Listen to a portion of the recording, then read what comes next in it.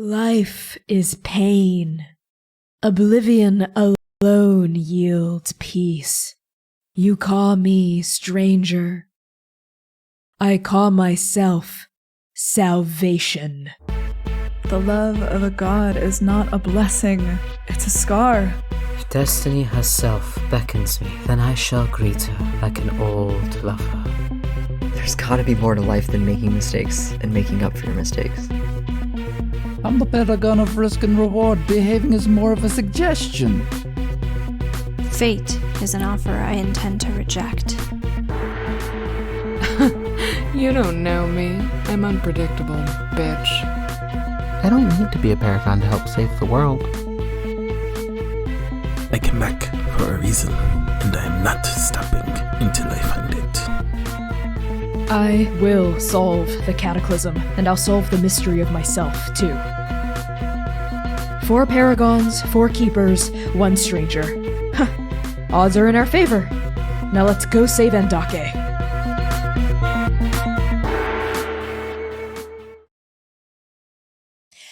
Hello, everybody, and welcome to Arc 6, Episode 7 of The Second Stranger, which is a D&D campaign on Transplanar RPG, which, if you don't know, is, of course, an all-transgender, people of color-led, 100% homebrew Dungeons & Dragons show set in Endake, an original dark fantasy, non-colonial, anti-orientalist world. I am your Game Master Connie and creative producer. My pronouns are they, he, and she. You can find me on the internet at byconniechang, BYCONNIECHANG, on Twitter, TikTok, Itch, and Ko-Fi, namely. I'm gonna up and over past introductions to Quinn. Hi, hello, I'm Quinn. My pronouns are they, she. You can find me on Twitter at Quintastic_. I'm a TTRPG designer, sensitivity reader, and actual play performer. Hi, hello, hire me. I play Sitlali, the Grave Cleric, who also uses they, she pronouns, and who has never done anything wrong in their entire life. And I'm gonna pass things over to Val. Hi everyone, I'm Valiant Dorian. I use he, him, his pronouns. I'm a TTRPG performer and Twitch variety streamer. You can find me on the internet at Valiant Dorian or at AltSpiritBear. Please enjoy the lovely treasure hunt I've just set you on. And today I have the distinct pleasure of playing Voska, the Paragon Abuser, our College of Spirits bard, who is coping perfectly well with the situation. Thank you very much. And she uses she, they pronouns. And I'm going to pass introductions over on to Max, please. Hey, I'm Max. My pronouns are they, them. You can find me on Instagram, Twitter, TikTok at Starchmonger, which is where I hang out when I'm not playing my dumb Birdman Dewey quirk. I'm also a seamster. You can find me on Instagram and Etsy at Stitchmonger, where I make pride flag stuff and top surgery pillows. Come check me out. I'll pass it on to C. Max made me simply the greatest top surgery pillow ever, and then it got eviscerated by our apartment's laundry machine, which is the worst thing that has maybe ever happened to me. Hi, my name is C. I use they, them pronouns. I am a digital artist, TTRPG performer, and dramaturg. That's the other thing that I do. I use they, them pronouns. I said that already, but you can find me making very trans, very gay art on the internet at PieSharpArt. I, today, will be playing your totally fine Prince McCoy Ahyan, who uses they, them pronouns. And I have the distinct pleasure as well of saying that we are very, very proud of our sponsorship here at The Second Stranger with Demetrio Pines and Explain Trade, which is a negotiation skills training consultancy that believes in the power of D&D and Transplanar's potential to grow, tailgate stories, and lift up our communities. Explain Trade trains negotiators for governments, big companies, NGOs, and offers e-learning courses for individuals looking to get a better deal from their boss. Check them out over at explaintrade.com, and I will pass things over to Max for our Patreon thanks. Bounce it back. Take it back. I would love to thank our Patreon paragons who are pledged at the highest tier to our Patreon. Those people are Azra, Brookbright, Bradley, Charles, Giacres, Cora Eckert, Hat, Lex Slater, Marvelous, Mitzi, Moonflower Tea, Purple Mouse, Risa, Rue, Scarfacis, and Target. We love you so much. And now for what happened last time. Quinn, can you fill me in? Sure, Max, absolutely.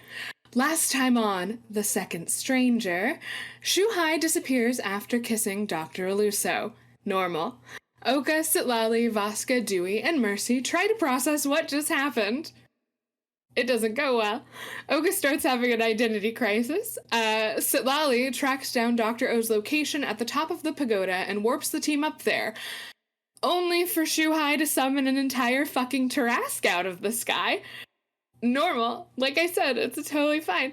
This is fine, except it's totally not fine because Sitlali totally dies, and it's sort of maybe Voska's fault. Who's to say?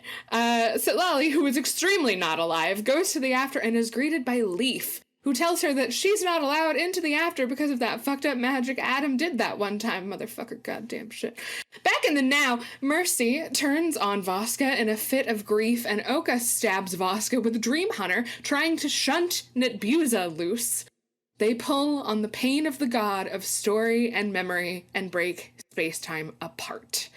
Reality shatters. Dewey sees his family. Voska watches Atalanta die.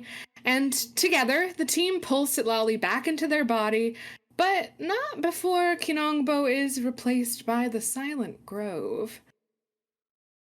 And that's what you missed last time. Use !recap in chat for a full recap of we're having a totally normal one. And I'm going to pass it to Val to talk about today's title. Thank you, Quinn. The titles of our episodes come from marginalized writers of all stripes. Today's title is Forgiven, Forgiven, from the poem A List of Words That Are Shapeshifters by Nur Unahar. The full verse reads, Home means a warm seat of your father's old car, means a room with sunlight and no furniture, means everything has ended. Love means to be forgiven, forgiven, and forgiven. Means your favorite color is remembered. Means you left but didn't really. Name means you have been alive. Means there is a chance. Means you reminded someone of daylight. Thank you for that, Val. And without further ado, let's move on to content warnings for this episode and the campaign in general. Content warnings for this particular session may include fantasy violence, apocalypse, trauma and grief, familial struggles, complex and complicated relationships, flirting and romance, references to sexual entanglement, death of loved ones, memory loss, disreality, as well as child endangerment, references to experimentation. So use !CW at any time for a full list of these content warnings, and !safety for a full look at our cast's lines and veils to know what boundaries we will be holding despite how dark things get. So, with that out of the way, let's hop right into the session.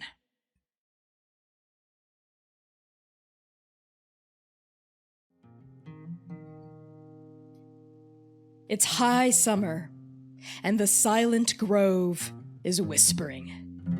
Long, slender fingers of bamboo tilt in the warm, sticky breeze. The smell of earth, pungent and dark, sifts through the air. Birds trill and lilt and sing. Emerald bushes rustle with the quick, fleeting bodies of rabbits. A river gargles over mossy stone. And a girl, 7 years old, tripping over the long hem of her tiny robe, runs through the thicket, laughing, her little face plump and red like a peach. Following Sambaya is Liangya, 11, thick glasses slipping down the bridge of her sweaty nose, and Toya, 14, sullen and pretty, the powder sweating off her face, currently being carried on the back of their eldest sibling, 17, Makoya Hien. Oka, what does Makoya look like? Makoya Hien is slightly shorter than Oka is now. I think still growing into the angles of their shoulder and their jaw. Their hair is long, beautiful, braided in this single straight plait down their back. It nearly touches the ground as they walk, pinched a little bit underneath of their sister's weight. Their face is completely unscarred, elegant, fierce, sharp, cunning, and clever, smattered with freckles all across the bridge of their nose, down into these simple but elegant robes that look like they were once blue, like the ones their sisters are wearing, but there are stains, dye marks, like Oka tried to dye them black, but the ink didn't quite take all the way. They've got a small silver circlet on, and their face, I think, is unlike any other face that Oka has ever made before. There's no tension, no rage, no pain in their expression, just open curiosity, a simple measure of determination, a small sheen of sweat from carrying Toya over their shoulder, and a little bit of joy. Because what's more fun than breaking the rules to make their sister happy? I think Yaya is sort of like traipsing ahead. Liangya is like trying to catch up with her, but she's dexterous, very like quick and fast on her feet as a 7-year-old, and she's just going, magic, magic, magic, magic. I want to see some magic. Oka, Makoya, can we see some magic before we get home again? Please, please, please, please, please. Yeah, Toya twisted her ankle. We need to get back so that Liangya can properly set it in the med ward. And besides, we saw the waterfall back there. It was beautiful. Yeah, I guess the water was pretty or whatever, but you promised magic. And it was just water. It wasn't magical water. I tested it. How did you test it, darling? I drank it, and I didn't turn into a mermaid, so...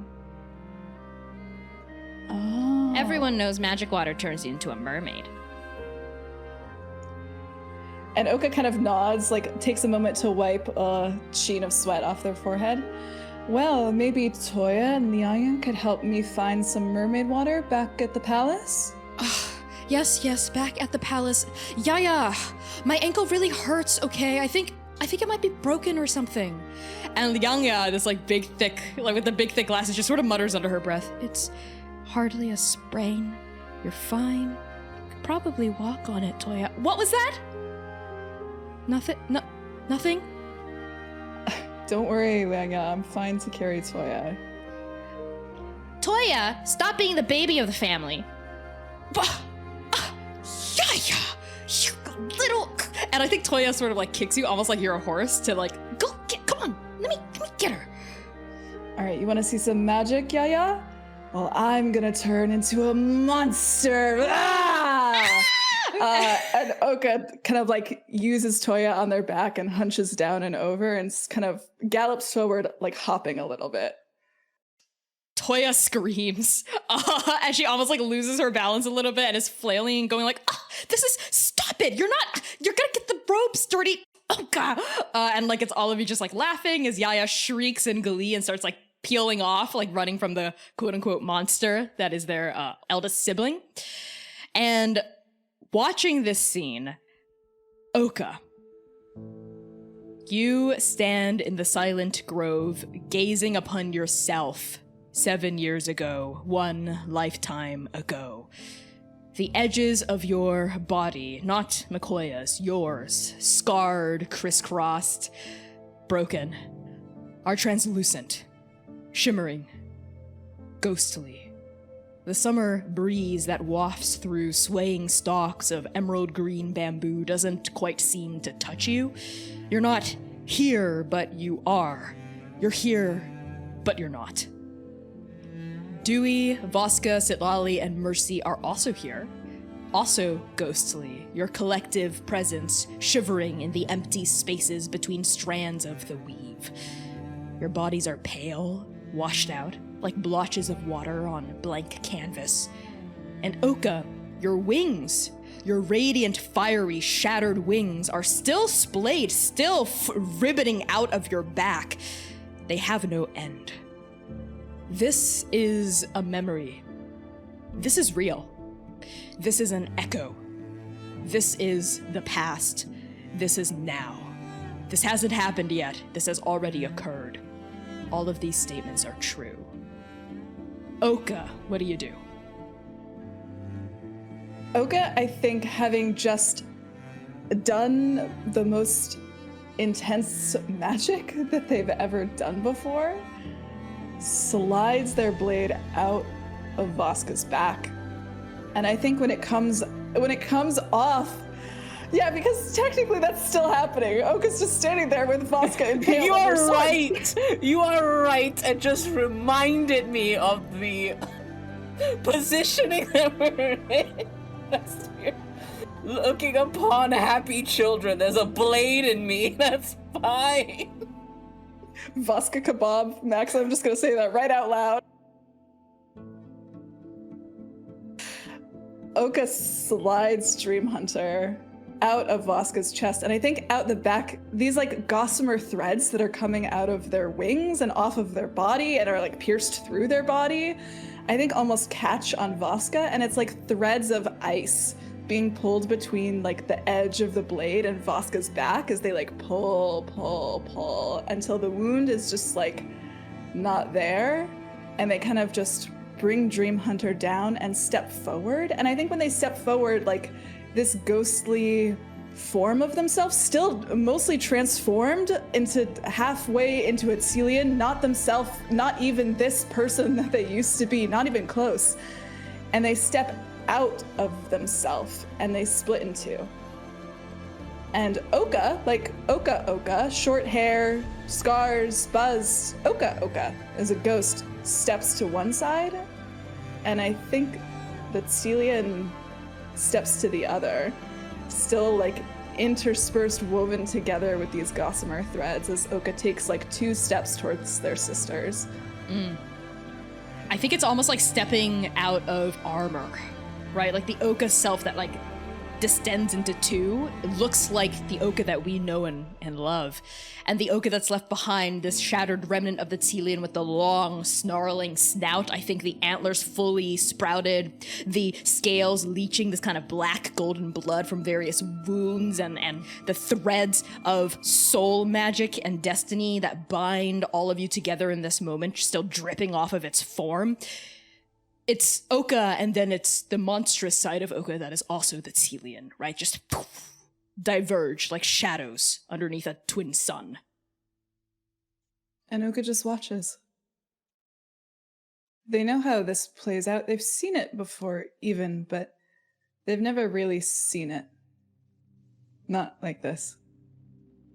If we are all positioned in the same way before we arrived here, I think as soon as Oka removes the blade and the ice coalesces around Voska's wound, she falters a little bit from the sheer fact that she was just stabbed. Kind of crouching upon her knees, Silali before her as she quickly checks to see what has happened with Silali before looking up at what Oka is watching. Because a lot has just transpired in the past few moments. I think Silali's breathing is shallow, but there. And as you look down, Voska, her eyes haven't opened yet, but you see, I think that their clothing probably got fucked up enough from the all of that, that you can see, and like you're used to looking at the scars from Vinash, right? Like those angry red lines that trace her entire body.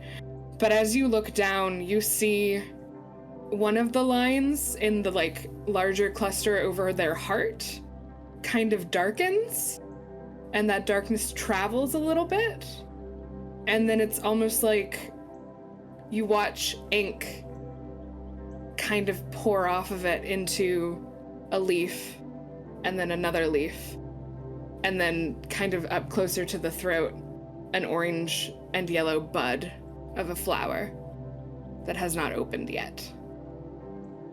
I think Mercy, who is frozen with her foot still in the air about to kick Voska in the chest, like the magic unbinds her as Oka steps away from the group, and she like comes down really hard, staggers, and I think just falls using the momentum onto her knees. I think even though she falls really hard, the breeze of it doesn't whip up any leaves or dirt here. It's almost like your presence has no impact on the reality of what's happening around you.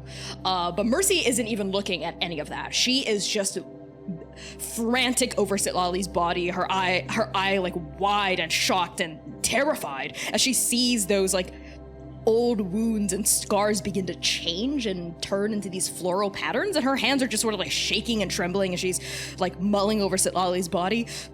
Sitlali, what's happening? What are you back? Are you okay now? What? Hey.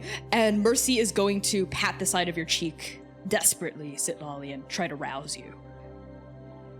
And I think she feels it and opens their eyes and looks up at her.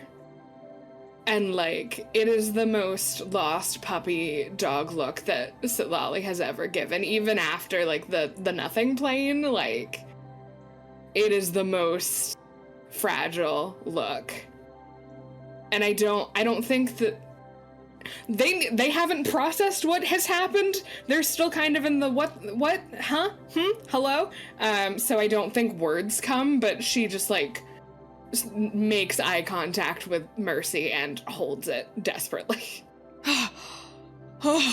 And like this terror and this stress and this grief that was starting to completely take hold of Mercy and implode her just sort of like sloughs off her body as just relief crashes and pummels through her, and she say, Holly, hey, you're okay, all right? You're okay. You, we don't have to talk about what happened, but you're okay now, okay? Just, you're fine, I'm here. I think Sitlali tries to nod, and it hurts too much. I think moving in general hurts too much. Yeah. And she just kind of blinks rapidly in an attempt to communicate, but I don't know how much Mercy gets out of that. I think Voska just like sees you moving and is like watching this patterning, and she's just trying to determine what's going on with you. Kind of giving as soon as the realization that you're fine and alive, Voska exhales this very quiet sigh of relief, but begins working on checking what's going on with you, and almost like soul-wise checkup, and just going through your body. And if you attempt to move, she goes, please try not to move. And she's still like kind of like working on it, like pulling these tight threads of gold and orange, and it's just like slowly just trying to repair you, because you are extremely injured and there's no space right now to know what's going on here. Dewey, what are you doing? I think Dewey was holding on to Sitlali by the dimensional shackles when we got transported, and he looks down and sees that they're okay, quotation marks, and being tended to, and he lowers their hands down to the ground and unsummons the shackles, and then sort of sees that Oka is split into two, and gives like the Telian side like a sidelong glance, like a little bit worried, but then takes a step and kind of looks around Oka's to Oka's front to see what's going on. Yeah, Oka, as you take a step forward and Dewey leans around to assess the situation, you feel something tug at you, and it's almost like you're still leashed to your Telian form. When you step forward, it steps forward too, almost reluctantly, like you're forcing it to move, like it's a shadow that doesn't want to obey its caster. And then you see it. Past the stalks, past a boulder, past a small, gurgling brook. The nightmare. It's just standing there, stock still like a statue. Its antlers tall and golden in the summer light, its scales glistening, its long, slender legs tense and paralyzed almost. Magical flames lick off its body, producing no fire, no heat, no smoke. Its eyes are white, clear, glossy. Yaya sees it first. Her eyes widen, and she sort of like stumbles to a halt in wonder, and her mouth falls open. Oh. And without waiting for Liangya or Toya or Makoya, she starts tottering toward it, running, crashing through the various bamboo stalks and brambles and whatnot, arms stretched out in excitement and awestruck wonder. Celine! Celine! It's a magical Celine! Toya, Liangya, Makoya, look! Celine! And I think that's the moment that Makoya knows that something is wrong. And they freeze for a moment. They're like hunched over, looking up, and their heart just sinks all the way down because this is not right. This is not right. And there's something in their soul that knows that this is not right. I think like Liangya is just going, Yaya, what are you talking about? What is that? Is that a deer? And Yaya's just going, it's a Celine! And it's just crashing through the wood. And Toya is sort of slung annoyedly over Makoya. Neither Liangya or Toya have registered, I think, the oddness of that monster yet. And Toya's going, what? Liangya, can you tell Yaya it's just like a deer or something? Because my ankle really hurts and I don't want her to think that it's just some weird deer and she's gonna make exaggerations. Yaya, get back here. And Makoya, I think, just like kind of drops Toya off to the side and goes kind of like crash it, like real fast, just right, real fast, like after Yaya.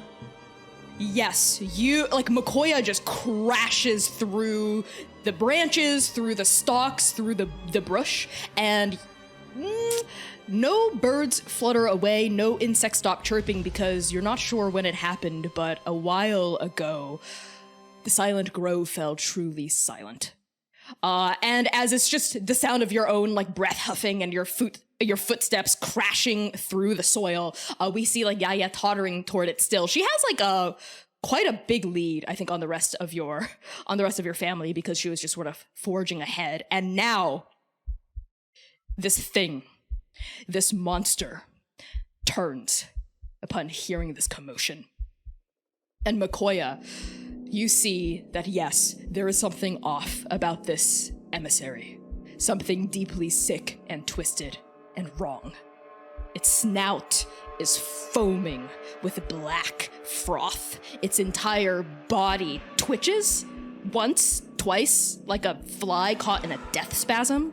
And then it kind of jerks forward, just rearing to life. All of a sudden, it was still, and then boom, it's at 80. It clips a circle, actually, almost like staggering, and then it stops. Looking away from Yaya, its head sort of cocked up at the sky like it forgot why it started moving in the first place. And Yaya continues running forward. Celine! And I think in the present, so to speak, the ghost form of who Oka is now, they kind of look down at Dewey. Oh, this is the day I died. And they look back up. And then they almost turn to that Celine. What was wrong with you? And the shattered echo of the Telian soul, given form and faculty here in this strange, shattered, yes, not reality, turns its elongated snout toward you. You see a mirror of yourself reflected in its face, and you also see it seeing a reflection of itself in yours. And its snout doesn't move, but you hear its voice emanating in your head as it speaks.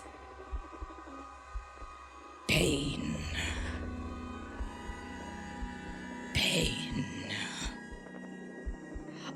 And you see sort of like, I think, mist, almost fiery mist coil out of its nostrils as its psychic words ring through your head.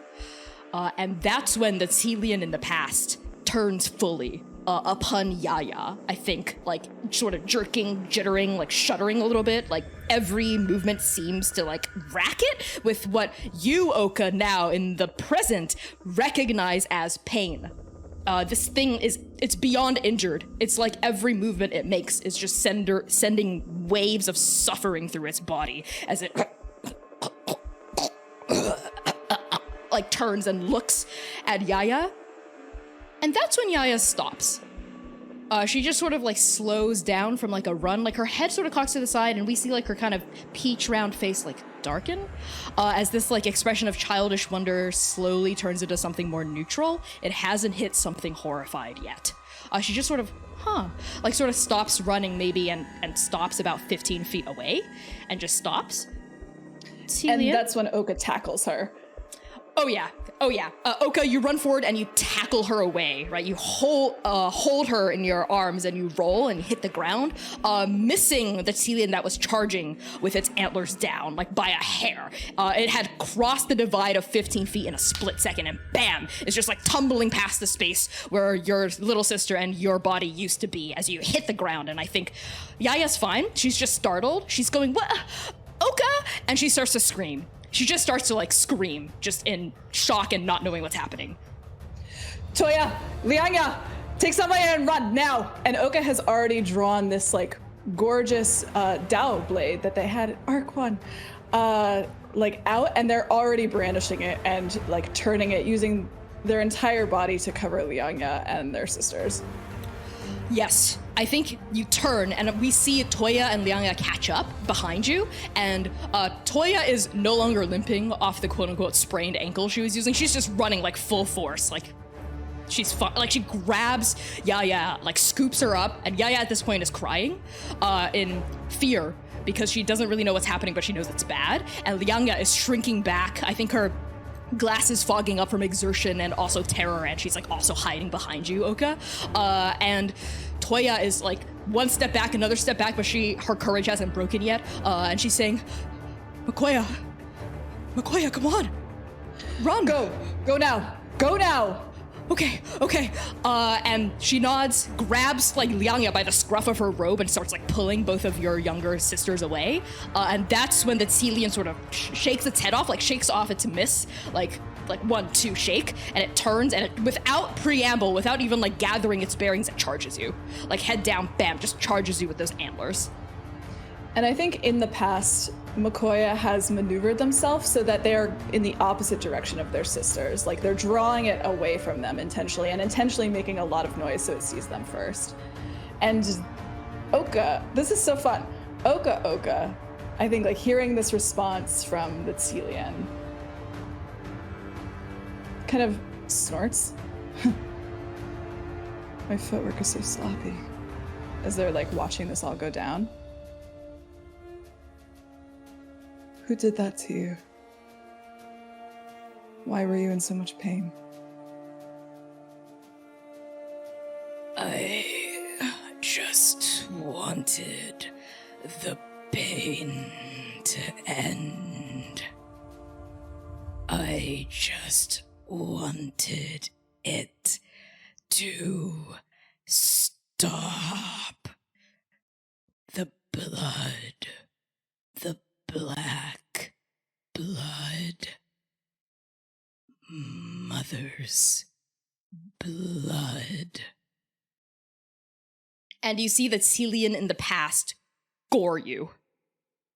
It lowers its head, you draw it away from your sisters, and its antler, it's too fast and too strong and too divine, pierces through your solar plexus and your sternum. And like, I think we all see like Makoya's body rise up into the air, impaled like upon it. And in that moment, Makoya, before you begin to die, how do you slay this beast? Makoya, kind of like flung open, knows that if they don't do it here and don't do it now, it'll chase them down. And they take both hands on the Dao blade and drive it just down and forward into the base of this thing's neck.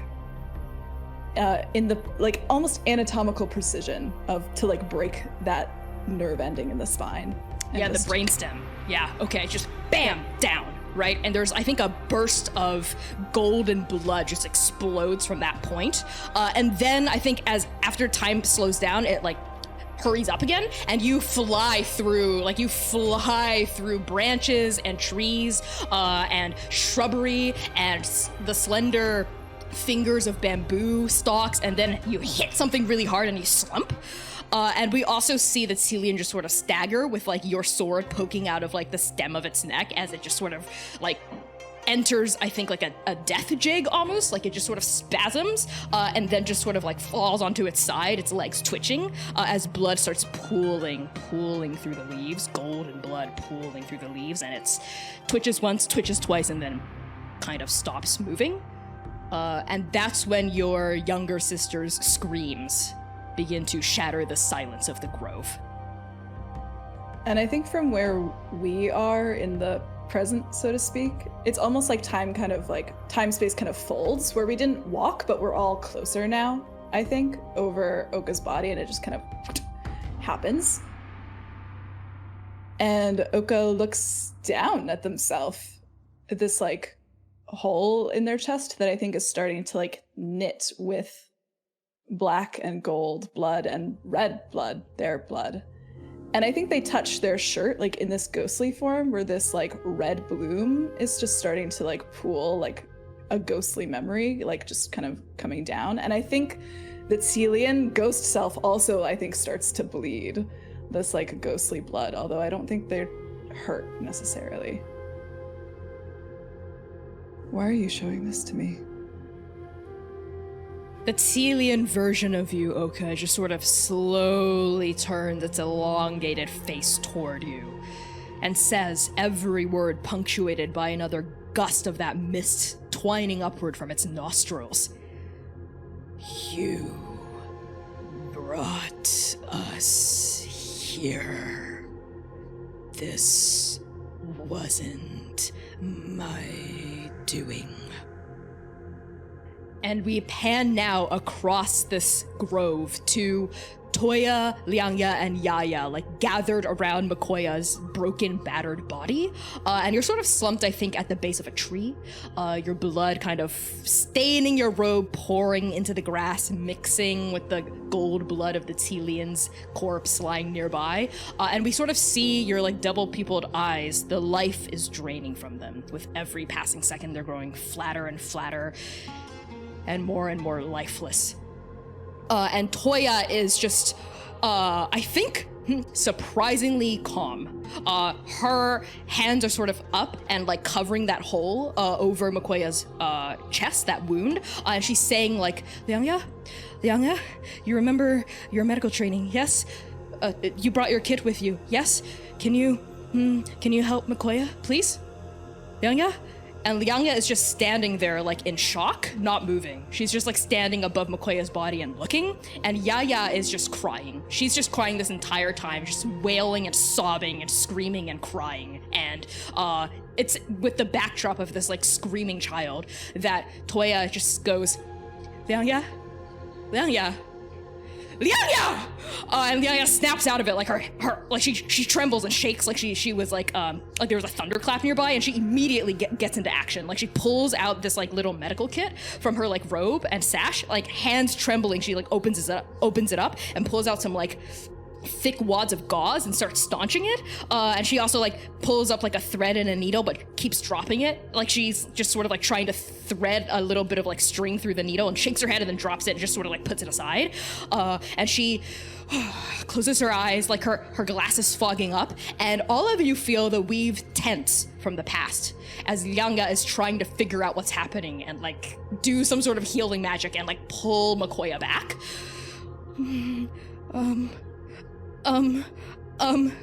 Liangya, I need you to talk to me. What's happening? Can you heal it? Can you stitch it back up? Healing word or cure wounds? You know those spells, right? No. They're too far gone. I can't. No, they're too far gone. Their soul's not in their body anymore. What? We'll bring it back. Bring it back, Liangya. Come on, you're the prodigy of the family. Bring it back. And Liangya goes, okay. And we feel this 11-year-old pulling at the weave around her, just like desperately. Like she starts like doing these like somatic gestures that all of you from the future in a ghostly form recognize as extremely advanced, especially for her age. But she's inexperienced. You get the feeling she's only read about these gestures in a textbook and is trying to, but she has like perfect memory, so she's like doing it in a really stiff way that's not really like based on experience and having done it before. So she's trying desperately and the weave is responding, but Voska and Sitlali, and also Dewey because you're a paragon, definitely not Mercy though, the three of you and Oka from the future see Makoya's soul shimmer slowly like an aurora borealis right above Makoya's body. And Oka, tell me, what is the color of Makoya's soul? Makoya Hyen's soul is blue. Blue, clear, like their eyes. Almost that double tone where if you shift it in the light back and forth, it changes hue. I love that. Yeah, we see this beautiful shimmering azure, like dark, rich blue just appear above Makoya's chest. And we see Liangya trying to pull at it. You get the sense she can't see it. She's almost like a person blindfolded trying to put together a puzzle piece. And she's just sort of like reaching, grasping desperately. If she were perhaps more experienced, she might be able to see it, but she's not. So she's just going, I think. And we see pieces of Makoya's soul sort of start to like get sucked back into the chest. But a lot of it, maybe half of it, is starting to drift up and away, and even the pieces that Liangya's sucking back in also slip past her fingers and float back up. And Oka, as you keep watching and watching, waiting for the moment where Liangya rescues you, it doesn't happen. You see the life continue to drain from your eyes. Liangya continue to like pull at it, but it's like trying to catch sand through a sieve. She gets some, but then it leaves. She gets some, but then it leaves. Like she's not getting anything. And we also see the Telian soul start to rise off of its corpse too. A pure golden soul, like shafts of sunlight just radiating off of its body. And as both Makoya and the Telian soul rise into the ether toward the ethereal plane, eventually attempting to cross into the after, we see it begin to commingle a little bit in the miasmic magic ambience of the air around all of this. What do you all do? I think Sitlali, given the everything that has transpired, is like extremely in tune with the weave right now in a way that they never truly have been. And I think as they feel all of this like action and tension in the weave happening, their eyes kind of widen with the realization of what is happening and where they are based on like sounds. And as their eyes snap open, the bud that was blooming in like a tattoo sort of form on her chest blooms into a marigold. And she's in too much pain to like move and cast and do magic the way she was taught to do. And that somehow brings their thoughts to Dr. O. And Dr. O's magic.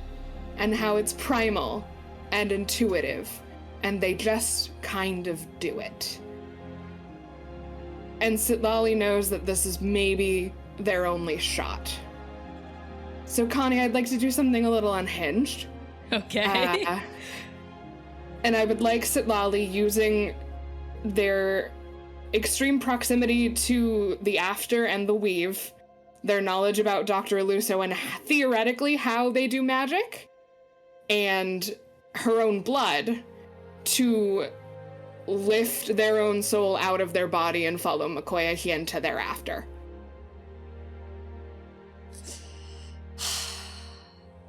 Make a spellcasting ability check. Okay. It's a natural 19, plus 10, which is 29, plus my proficiency, which is 5.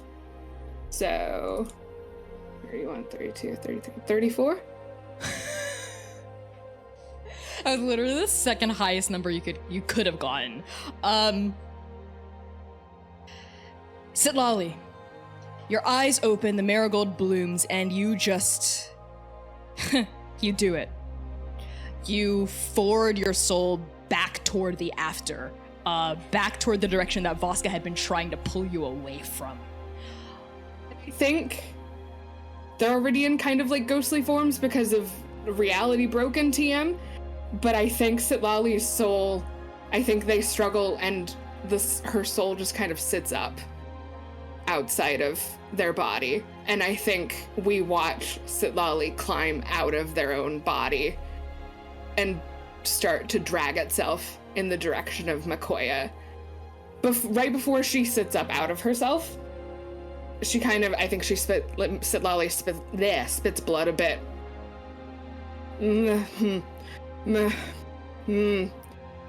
Vaska, hold on and trust me, okay? And then they do it. They sit up out of their body and drag themselves after Makoya Hien. Vaska, in response to this, initially, as she's hearing these children wail and scream and watching intuitively as the weave constricts and pulls and watching in live form before her what happens to Makoya Hien's soul. And having seen what happened to Oka's soul, feels the need to act. She's influenced the time before. Maybe she can do it again. It's almost a brief moment where she lets go of Sitlali's tether, thinking that they are stable enough to stand up and aid Oka, and hears Sitlali call her name. And her eyes widen in a primal fear once more.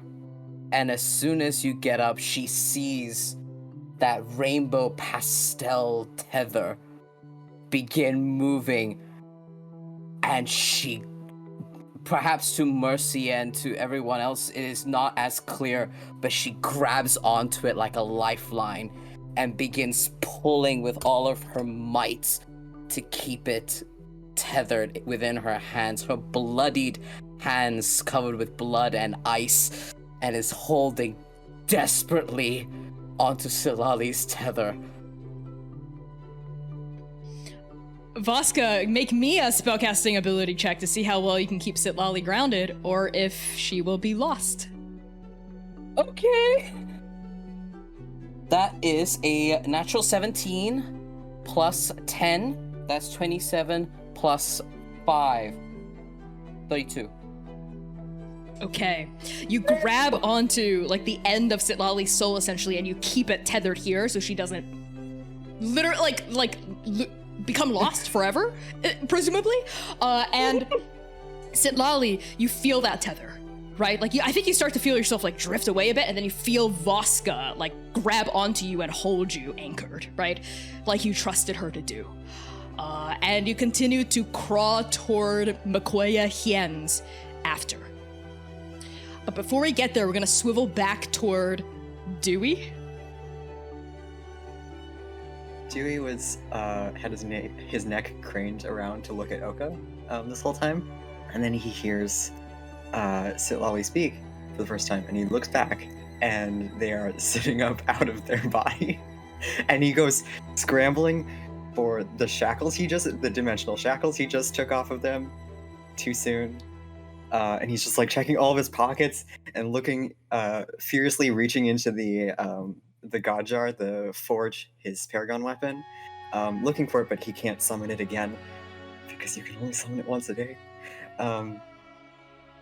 And he sees Vaska holding onto this almost imperceptible tether for dear life, and he just sort of drops the god jar to the ground and grabs onto Vaska's waist.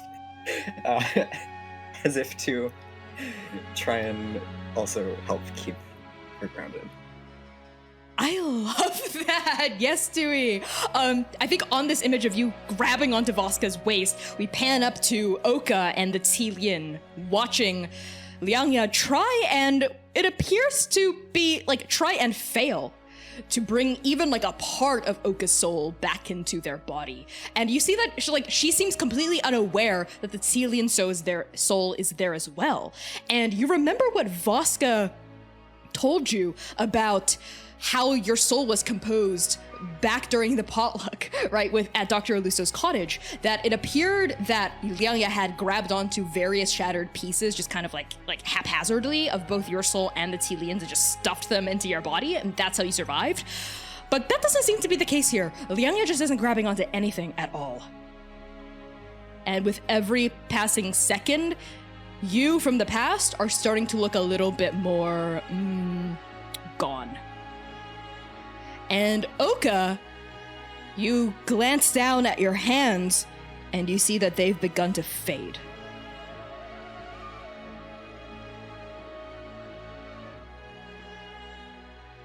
You notice that the echo of the Telian beside you is also starting to fade as well.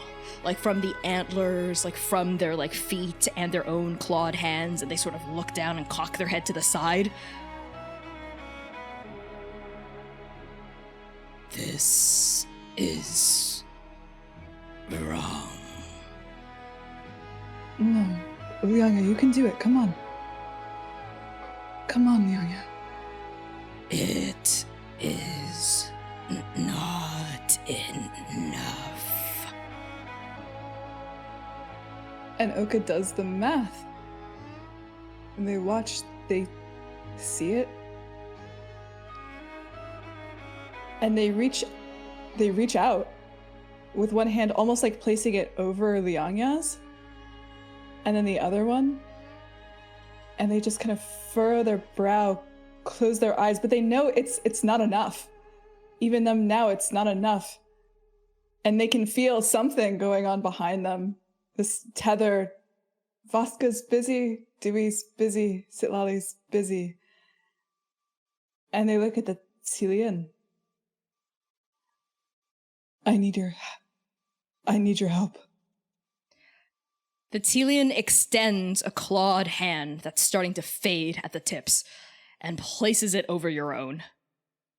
And both of you place your ghostly hands down onto Liangya's, like grasping, reaching hands. And we cut to the material plane 7 years in the past, where we don't see any of your ghostly forms at all. It's just Liangya desperately weaving through magic, and Toya going, Liangya, please, Liangya, come on, please. What's going on? Talk to me. And Liangya is just like not responding. She's focusing. And then we see her pause and look at her hand and narrow her eyes and frown, like in this like strange intuitive wonder.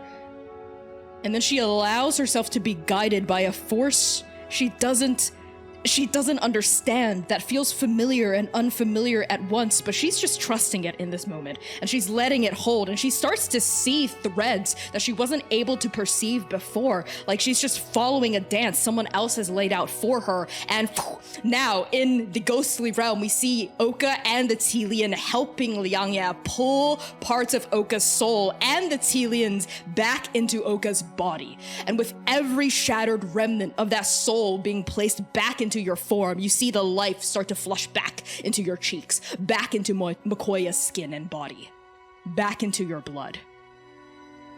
And I think the blood itself starts to knit, literally braids itself up onto their chest. Underneath, I think, Toya's hands, which were like covering the gauze that was definitely not going to do anything. You know what I mean? But underneath, we start to see these networks of like a star, this golden thread literally getting stitched back into their body, coalescing down, like all the way up their neck, this like carving through their lips too, like it just goes all the way down.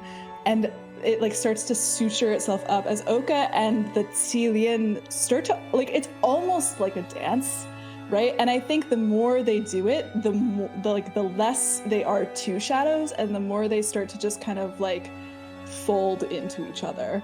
Like Oka's arm actually just reaches into the Telian's and extends through it, and then it's their skin, it's their body. Still ghostly because we're not really where we're supposed to be, but I think at the end of this, there's no longer two of them. They just kind of melt back into each other. As you reunite with your monstrous side, with your darkness, with your nightmare, with the Telian that killed you, the Telian that made you, you hear its voice, I think, speak back toward you as it accepts you again and you accept it. mother's blood. The corruption that ailed me, singed my soul, addled my nerves, came from artifice made within a laboratory, tethered here by a void, empty oblivion. Uhanai.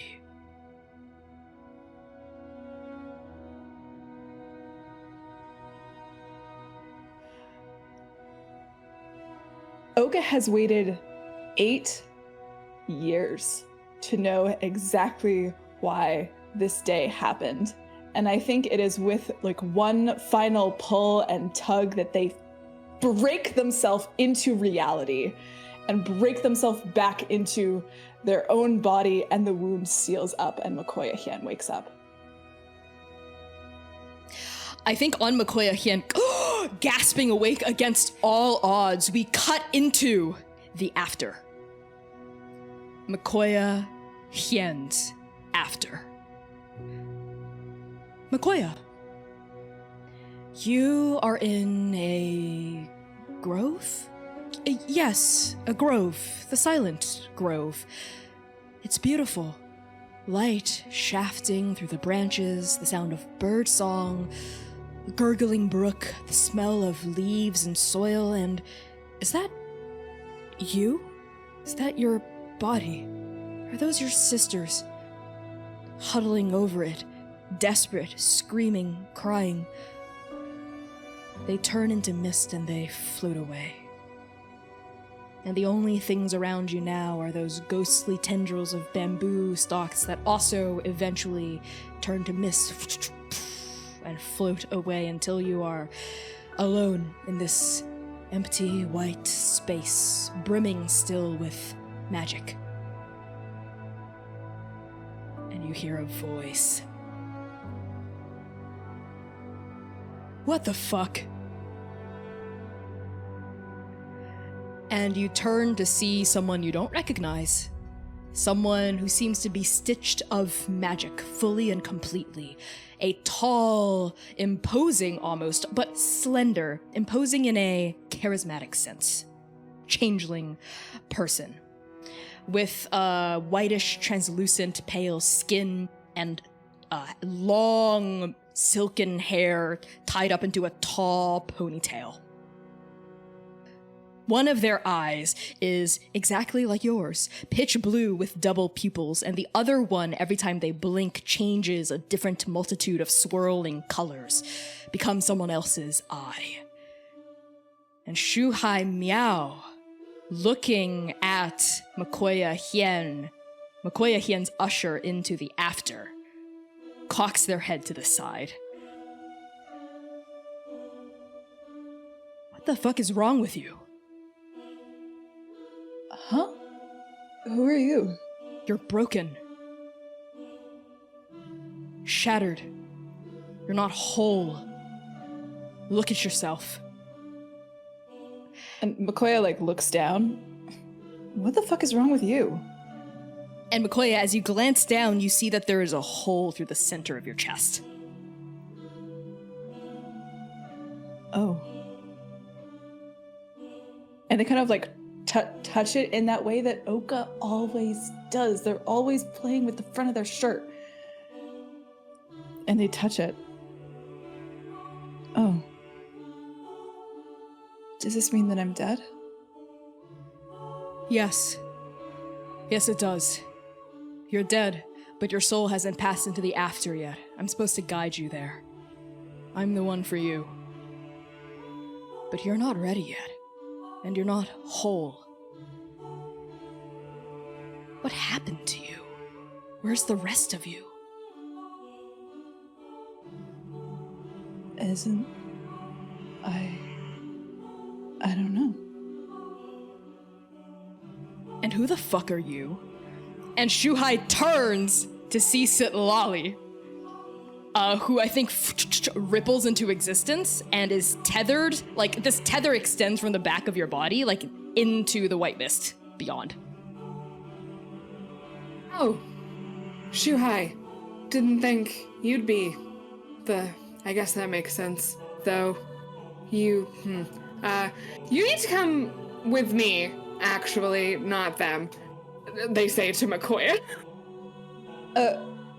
Who the fuck are you? I'm your future best friend, so you should probably just listen to me. My name's Sitlali. You're gonna love me. It's gonna be great. I don't know. You're kind of an asshole already. Why would I be friends with you? I mean, you're kind of an asshole. That's why we're friends. It's why it works. The dynamic. It's just what it is. Well, wait, who are you then? They turn to Jukai. I am Jukai Miao, paragon of Sen and your predecessor. We share the same soul, Mikoya. And what has happened to yours happened to mine is a disgrace. You. And Jukai turns to look at you again, Sitlali. You are here early, and you are not ready yet. You don't have the things you need to bring Mikoya's soul back, do you? I assume the whole, force of will fact that I'm here in general would be enough to do it. Also, you kind of killed me, so, what's up with that? Why are you fighting us? Because you don't deserve to help. You didn't until you did. And you. And Jukai turns back to you, Mikoya. I suppose this may have to do for now. And they hold out a hand. Wait, hold on. What the fuck is a paragon? And on that, I think we pull out of this ethereal plane again, and to Mikoya gasping awake in the grove with a fucked up Telian soul and half of their actual soul, put into their body, alive now beyond all odds. And just as Mikoya, their eyes seize upon their sisters whose faces all crumple in exhausted relief, right? Just as their sisters descend upon them to lavish them in hugs, that scene freezes. Like it's been suspended in time. And all of you, even you, Sitlali, in the ethereal plane, though you hear this voice from beyond where you're communing with Jukai Miao and Mikoya's, well, half of Mikoya's soul, all of you hear a voice ring out through the grove. Enough! You're all very persistent and very annoying, aren't you? And I think descending out of the weave, a shimmer of magic, and Jukai Miao appears, draped in these dark emerald robes interstitched with gold and silver thread, their long ponytail rippling behind them like a banner floating, settle down into the center of this grove, this clearing. And you, Oka, you've just, I think, remorphed in with your Telian self. You see Jukai de land, right in front of you. You again. What is your fucking problem? What's my problem? What's my problem is you won't stop interrupting very important work I'm attempting to do, and they're not supposed to be there. And you see them pull a hand forward and then grab, almost like they're grabbing at someone's scruff who's invisible. And Sitlali, in the middle of you talking to Jukai Miao and half of Mikoya Hien's soul, you just feel something tug on that tether, and Voska, you feel the tether just ripple through your hands, like someone behind you is winding up a winch and forcing it to come back without your permission. And you see Sitlali's soul just sort of tumble backward through the ethereal plane and slam back into her body. And Sitlali, you gasp awake. What the fuck is your problem? Voska fumbles in front of you, Sitlali, from the force of that, and then immediately stands up, noticing that all hell is breaking loose once again, and has Parable ready, standing guard over you, because has no context for what this is happening. Jukai strides in front of you, Oka, until they're kind of towering over you by that 1 inch. All right, but I think But the ponytail adds like a foot. No, they sort of look down at you imperiously and say, "That's what you did to my soul, our soul, isn't it? You stitched it together with a corrupted emissary, our soul. What is wrong with you? Do you know how much our soul is worth?" What? What are you even talking? What was I supposed to do? I was dying. Lianya wasn't doing it. I thought she did it. I did it. I did it. You are denser than a sack of rocks. I don't know what Sagu sees in you this time around. All of you are very good at being extremely annoying, but this ends now. I have a task of tantamount importance, a task that all of you seem hell's bent upon preventing me from completing. Wait, tell what is this tantamount task that you would keep from your own? And you see like Voska just like hissing, the Yuan Ti like finally emerging from her form, Nebuza like healing and leaking off of her, storming up to Shuhai, standing shoulder to shoulder with Oka, and is saying, "You are the predecessor, Paragon. Oka is your legacy. What are you doing for their benefit?" What am I doing for their benefit, Jinka? What am I doing? I am doing... You have no idea the sacrifices. The God Shard of Sen called me here, to your present, to my future, because they were in danger. The cataclysm had come. They needed their paragon. They needed me. They reached across time and space to find me because you, and they whirl upon you, Oka. You weren't ready yet. This starlessness, this void, this oblivion, this empty nothing, this never, this is the stranger's doing. I don't know how, I don't know why she's not here right now, but this is her presence. And as the paragon of Sen, as the apostle of change, which is also time, which is also death, it is my job to reverse what's happened here, restore the stars, and then return to my own time.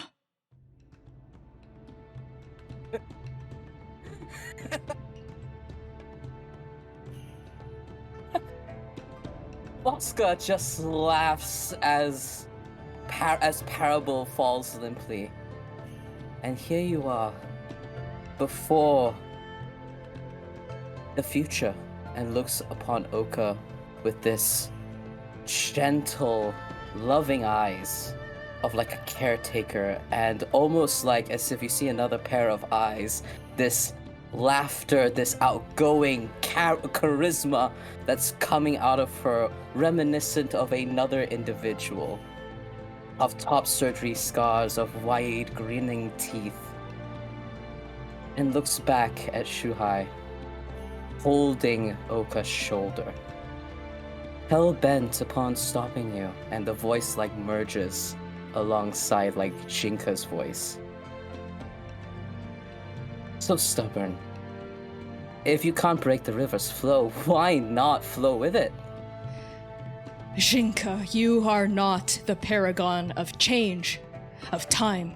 I can't expect you to believe, to remember. I left the others, I left you, I left my friends in dire straits to heed the God Shard's cry for help.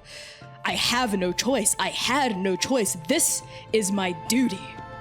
This is my responsibility. You all call me cynical, I call myself pragmatic.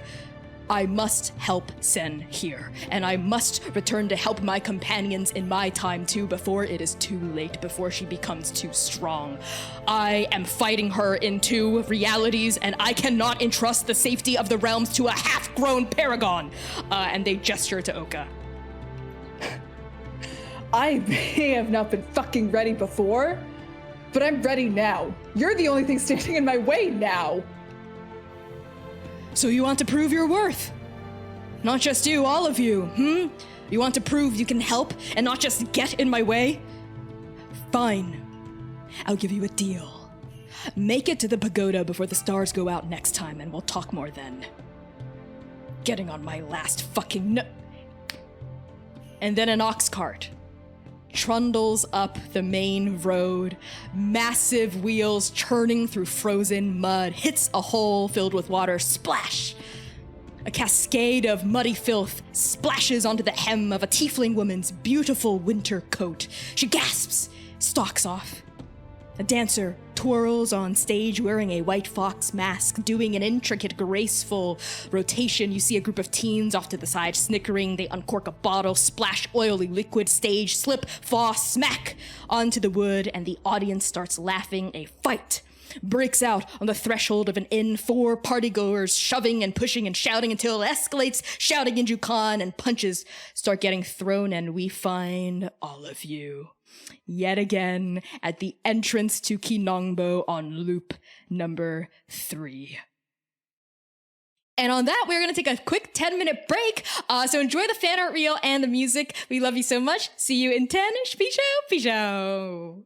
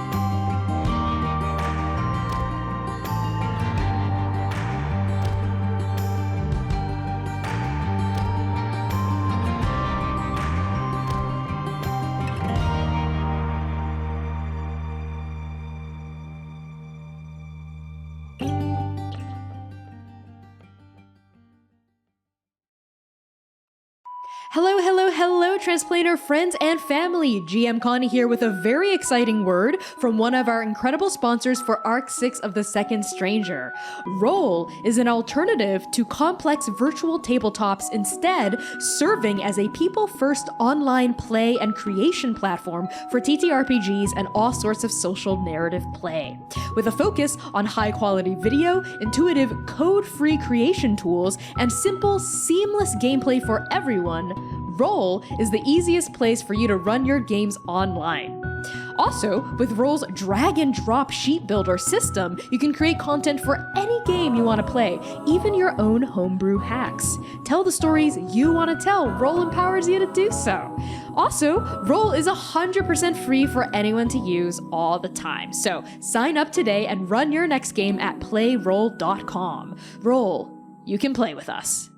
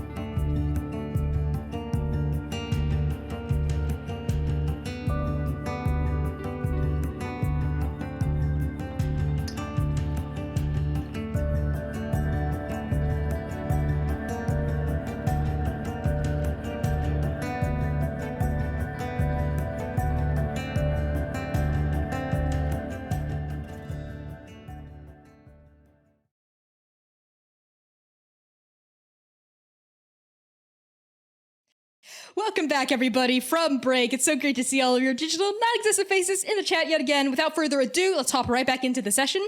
Some content warnings for this episode and this campaign in general may include fantasy violence, monsters and monstrosity, body horror, gore, blood and bloodletting, apocalypse, trauma and grief, familial struggles, complex and complicated relationships, romance, references to sexual entanglement, death of loved ones, child endangerment, references to experimentation, memory loss, and disreality. Use !CW at any time in chat to get a full list of these content warnings, and !safety for a full list of our cast lines and veils to know what topics we will never discuss no matter how dark things get. So, with that out of the way, let's begin.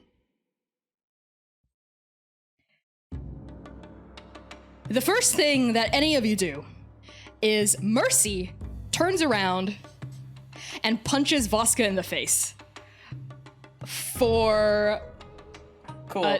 For 21 points of bludgeoning damage. as her like knuckles just crack, I think, against your cheekbone, like just as you're settling in and taking everything in, it just cracks against your face without saying anything. And then she whirls, not on you, but on Sitlali. What the fuck was that? What? Which part? And unbeknownst to them, there's a second bud forming next to the first one. The tattoos, the flowers on your body, and the dying? You died, and that was Voska's fault, but then you came back, and that was also Voska, but then you died again, you left again, but then before you left again, you said Voska? So what the fuck is happening? Didn't die the second time. What, so did your soul just leave your body? Yes. What is that if not dying? I mean, I don't think my pulse stopped, but it's kind of hard to tell. Now, did I get killed by a fucking Tarask? Yes, you did. And Voska's like adjusting her jaw. How was that Voska's fault exactly? Because she was trying to reposition you. She was trying to put you in danger. You put her in danger. I did. I failed to remove her from the danger. You're right. But don't you dare try to make excuse. What? You're right. Well, yeah. Yeah, the fuck I'm right. Of course I'm fucking right. We're not. Sitlali and I, we're people, okay? Something that the three of you obviously don't fucking understand. If we die here and it doesn't reset, that's it. We're done. Sitlali, you can't keep... This is too dangerous. You can't... Flinging your soul out of your body into the after, and for what? What if you didn't come back? Mercy and I are on the same page here. That was very dangerous what you did. I did not know I could hold on to you. Maybe so, but and I think they turn to Oka and try to make eye contact. I think Oka is kind of... Because when the loop restarts, they're staring up at the stars. And I think they're still kind of doing that. And crying. Because they're like looking up at the sky. And looking for... Like they're trying to search for clues in the sky. I can't cross over to the after because of what Adam did to me. And I think their hand just kind of goes to the place where he bit them, like absently. So I am technically the only person who can do that because they're paragons and I'm not. So I don't know. I feel like Jukai said I didn't have, and Sitlali is immediately like into red string conspiracy board mode, right? Like it's so much easier to leave the emotion behind. So she just kind of launches in, not looking at anybody, but and like as they're doing this, the second bud blooms into another marigold. And Jukai said I didn't have all of the supplies, so clearly I need to bring something next time that I do that. So the next time I'm in the after, because now I know where Mikoya Hyun's after is. So there's not gonna be a fucking next time, Sitlali. There's not gonna be. I'm not gonna let you throw yourself into danger, into the literal fucking jaws of death, knowingly again. I can't lose you again, Sitlali. Mercy. Did you say Mikoya Hyun's after? Yes. And I think Oka finally kind of looks down at Sitlali. You went to my after? Well, the door of it, yeah. Why? To try and grab the rest of you. Obviously, that's been a point of concern about the state of your soul. That Dr. O and I had been discussing that it occurs to me in this moment we didn't have a chance to... So you agree with Shuhai? No. I'm not fucking good enough yet. No, you are good enough. You just might need all of you to do it. Well, then Voska can do it, right? You're the sole magician here, Voska. Sitlali, why does Sitlali have to be the one to fling yourself at death's door? What if you get sucked through and you never come back? Or what if you're stuck there forever? Or I don't know, you disappear? Why haven't you entered your after? Me? Yes. I can't. What? I'm not allowed to. Because of what Adam did to you? Yeah. Yes. Why would that matter? What kind of pricks are guarding the doors to fucking paradise here? What was their fucking excuse? There is empty magic in my veins where my changeling magic should be. Mercy. What? Then that's even more reason for you not to do this again, Sitlali. We need to help you. We have to fix that first. No. It's useful for now. I can't enter my own after, so if I die again... Useful! Using the empty to... Remember how that fucking worked out for Jiran? Trying to use the empty to his advantage? I didn't make a fucking deal, if you recall. No, but it's still... If there's empty magic in you, Sitlali, and that's preventing you from going to the after, it just seems risky for you to try to go to the after over and over and over again. Yes. Quite. But I'm not sending you. And I'm not sending any of them. Trust your second, Mercy. Sitlali, you promised. You promised me you wouldn't leave me again.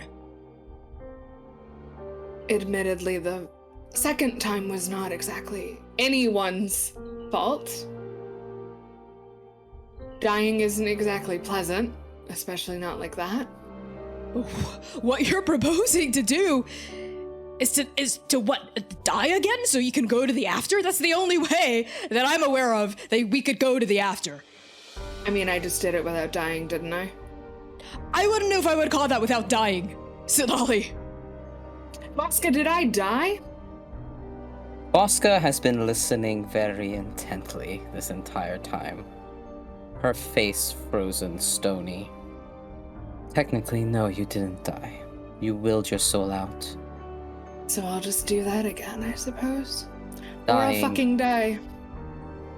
I will not... You see, every time, as the time we're talking about this, Voska keeps looking at the pagoda, looks back on all this, and looks back at the pagoda. Technically, you didn't die. It would have been another set of processes for me to... And she, bites her lower lip. Keep you here.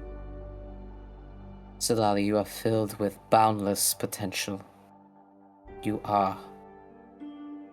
It would be irresponsible of me to not reiterate the dangers that you're about to step into. But if you found thereafter, and she looks at Oka, and she's pinches the bridge of her nose. What is your plan? Plan? I hope it isn't quite literally having someone kill you. That's too unstable. You understand, yes? I mean, having a fucking Tarask kill me is too unstable, but maybe in a controlled environment. No! You see Voska also shakes her head. Absolutely not.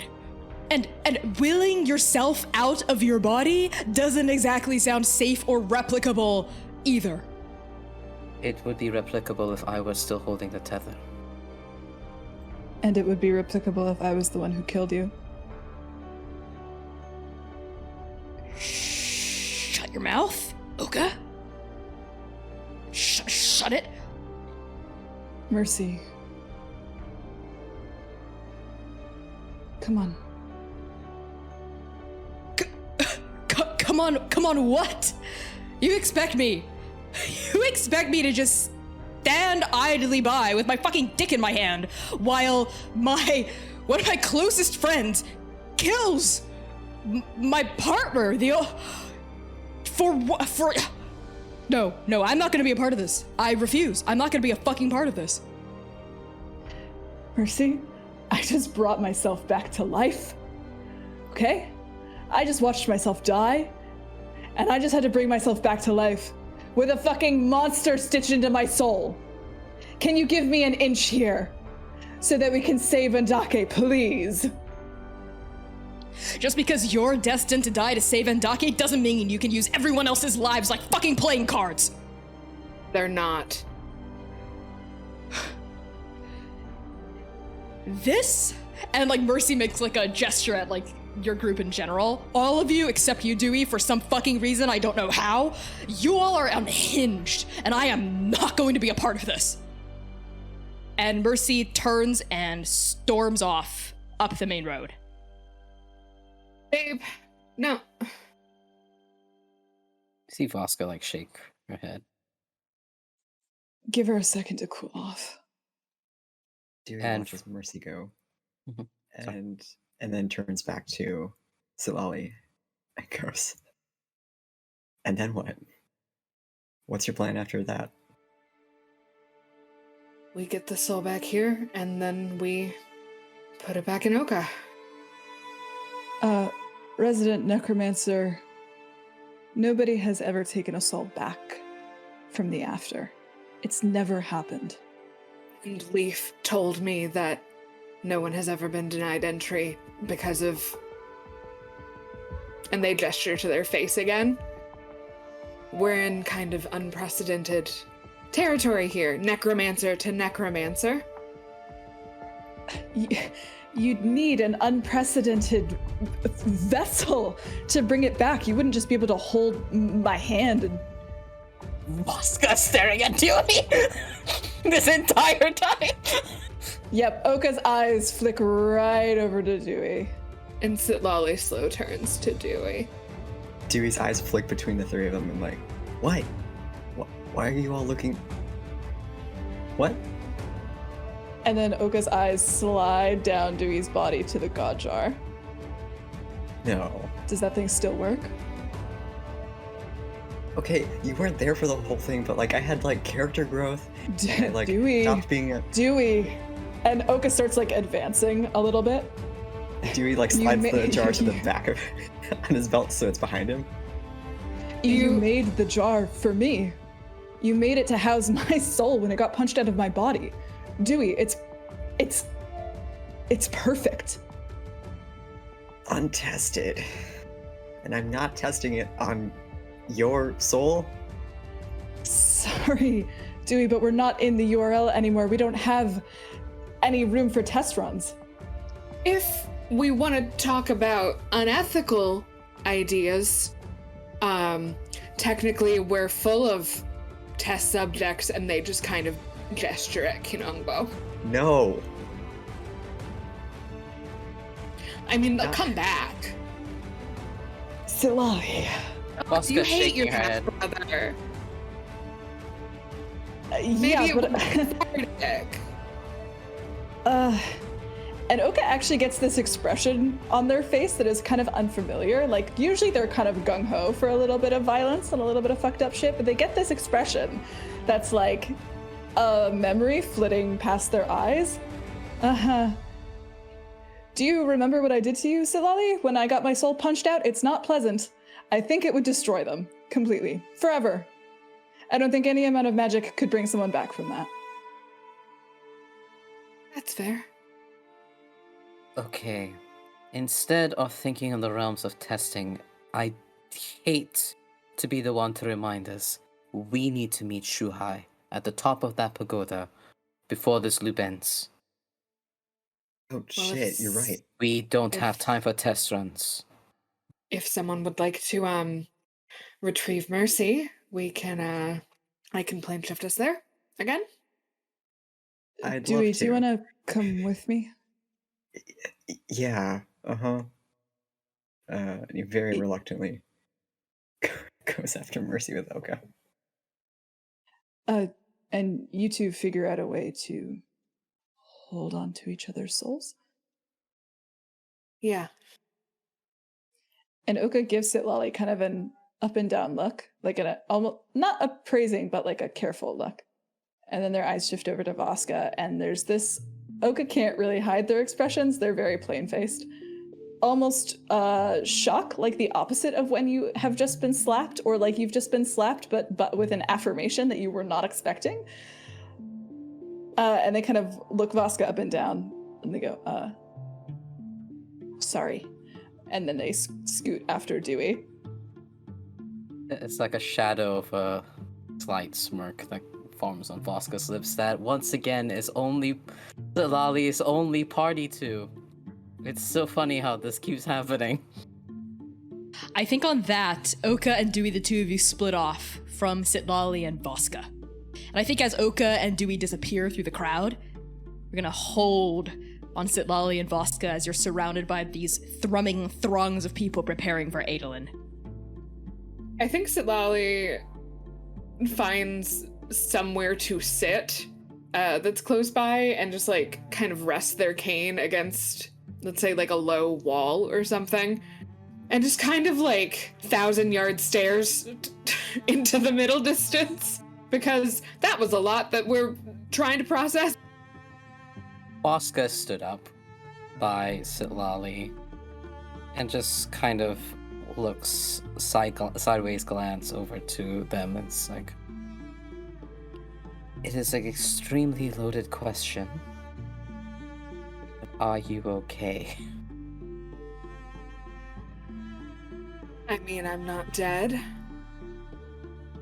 Or trapped between worlds, which sounds about like the nothing plane, but worse somehow. Which is what Leaf said would probably happen to me if we don't get this empty magic out of me before I am actually supposed to die. And when are we supposed to die, Voska? How is that a thing?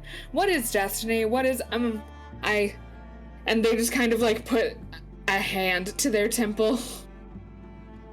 Voska sits down. And I think she looks over to you, and her pupils are probably like very large. Is this too reckless? Is this too much? Am I doing too much? I mean, probably, but like relatively, you know, end of the world and all that.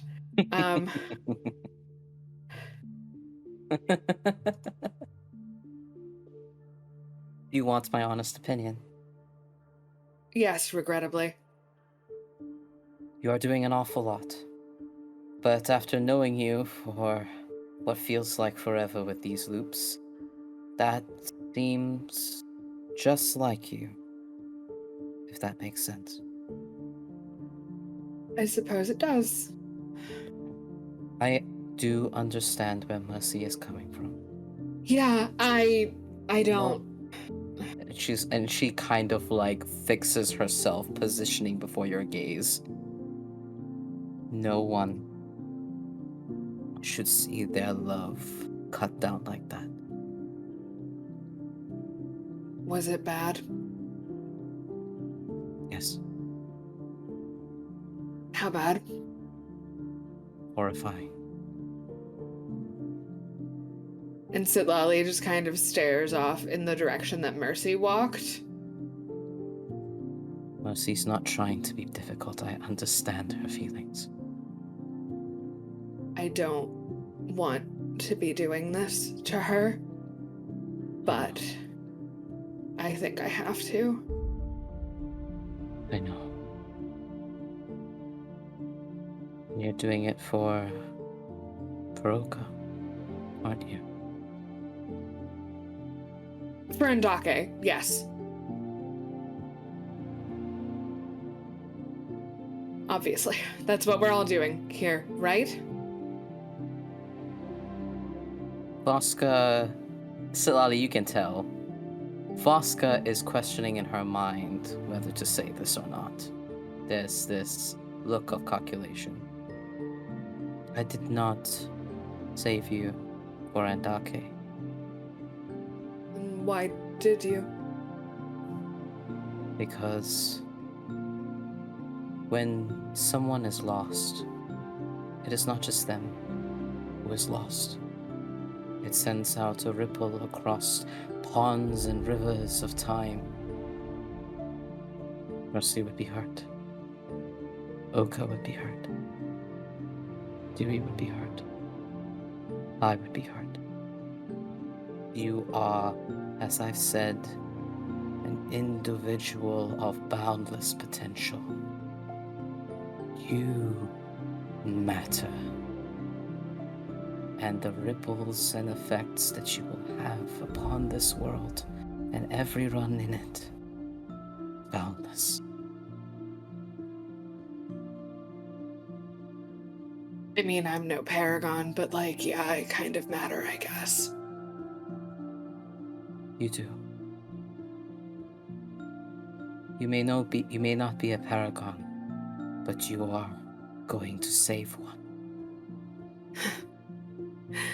I fucking hope so. Voska looks out into the distance. I know so. And I think on that, we cut to a royal party.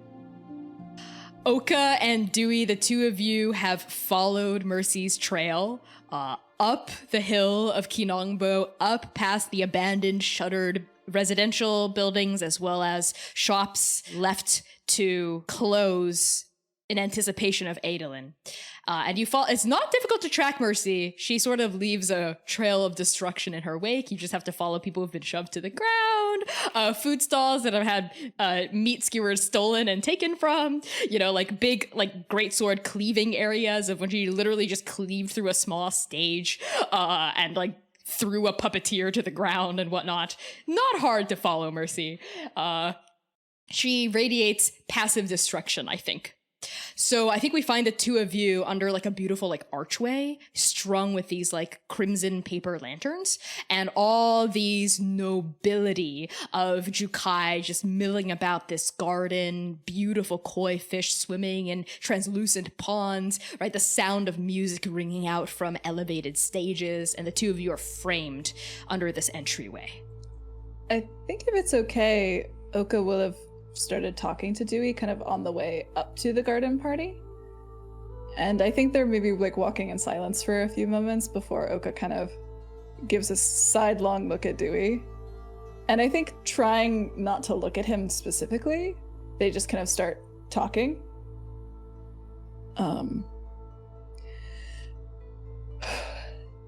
It's been a long time since the start of all this.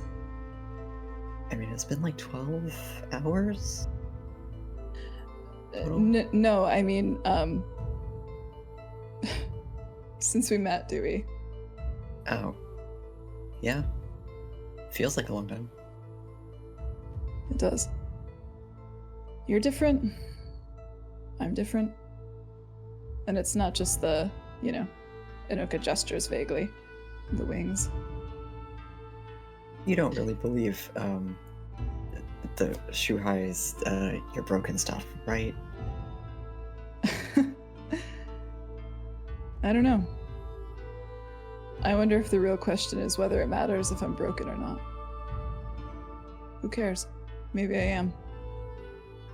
Maybe.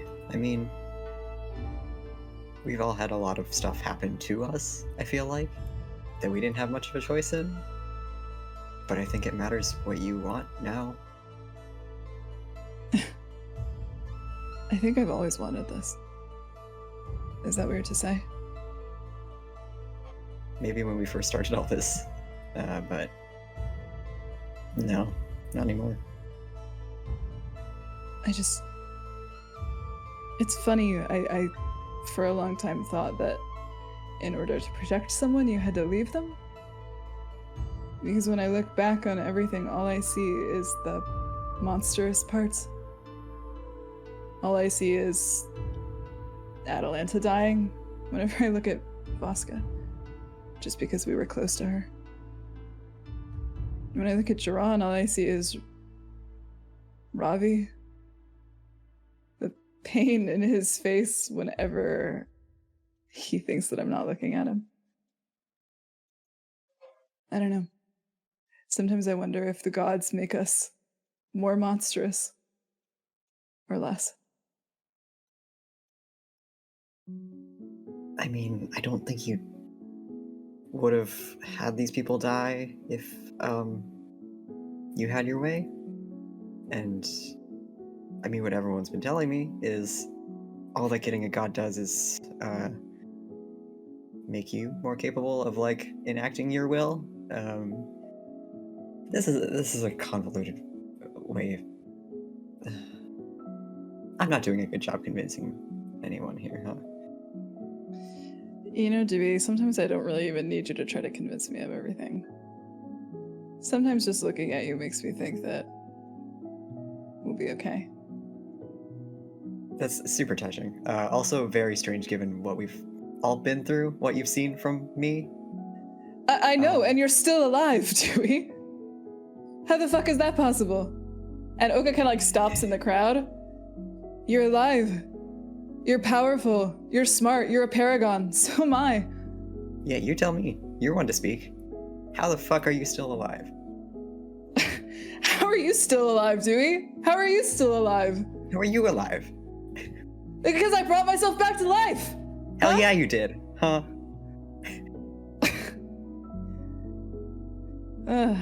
Fuck. I never stay dead.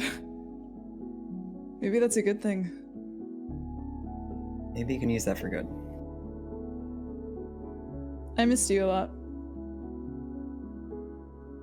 I missed you too. And I know everyone, V especially, gives you a hard fucking time about the whole, you know, Paragon killer thing. But you were trying your best. For me. For my family. And I don't really think I've ever said thank you for that. So, thank you. Maybe wait to thank me until we figure out if this thing can actually be used for good to save. Yeah, well, that chunk you're of the. soul. You might not believe in your inventions, Dewey, but everyone else does. Come on, we have a really, really angry woman to go settle. How did she get this far? Mercy? Yeah. I have no fucking idea how she's alive either. Yeah, that's the biggest question I have. Bullshit! All of you hear Mercy's voice ring across the garden of this party. She wasn't talking to you, but her voice carries. And she's sort of sitting around a card table, like an outdoor card table under like a cute little, like, I think, wooden archway with like lots of like planted vegetables nearby, as she like slams down a mahjong tile and like points at someone, I think like a Jukai noble. I call bullshit. And this Jukai noble, who's like a beautiful, I think like lizard folk with these like gills open on their emerald neck, goes, "Ma'am, this is mahjong. I don't know what game you're playing, but that's not really a rule here." "Well, I think you're lying." "You can't exactly lie, in mahjong. Alright, this is whatever, this game is boring." And she gets up and like moves away. "Oh, well, we can't just..." And they like start cursing in Jukan under their breath as like everyone grumbles and is forced to like reshuffle because a player just randomly leaves. And you see Mercy like cutting a very intimidating and fast, surprisingly fast form across the party. Okay.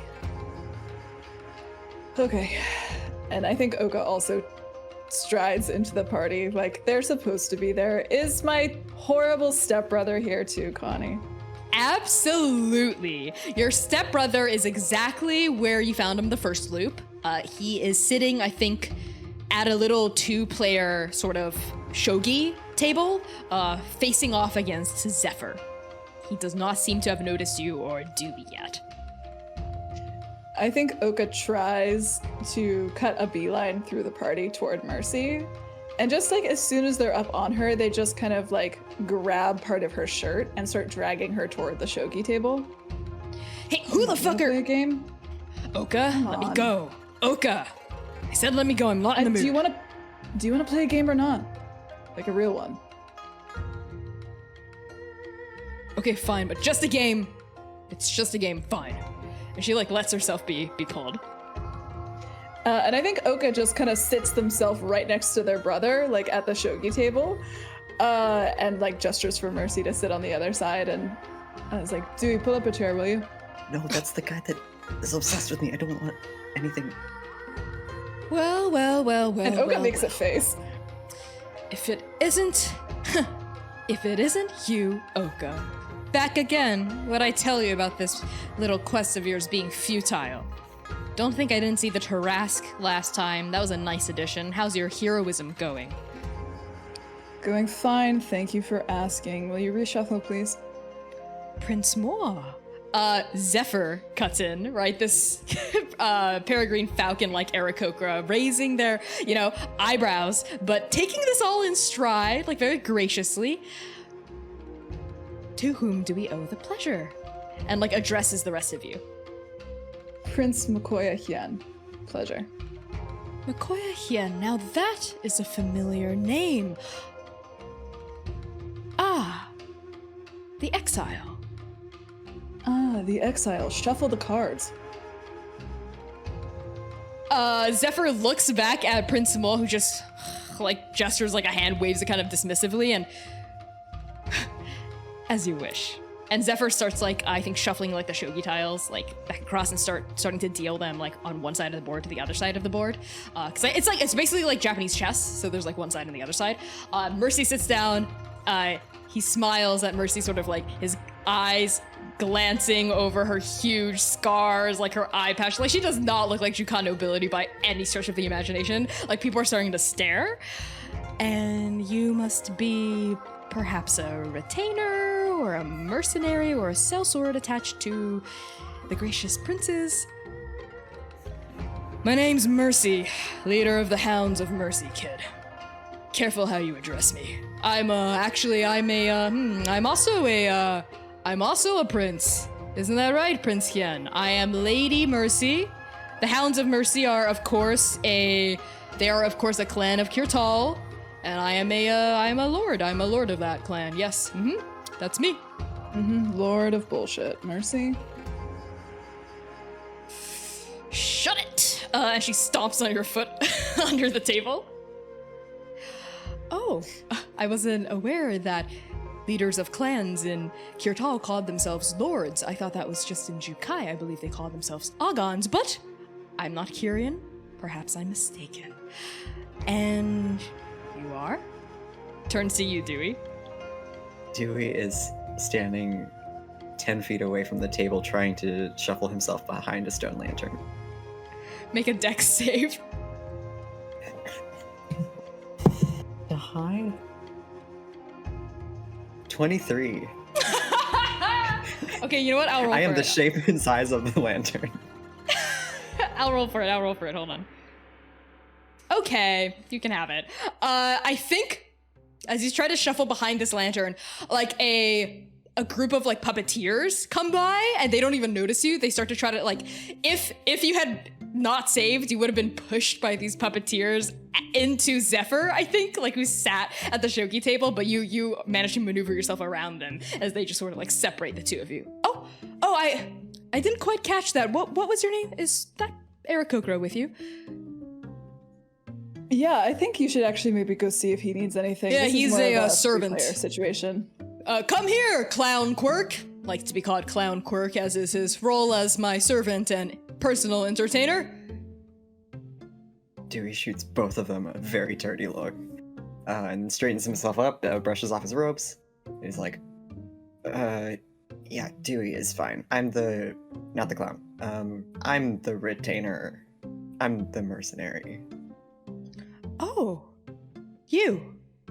And Zephyr looks at Mercy's massive, imposing body, and then down at you, very slender with your robes. You look very graceful.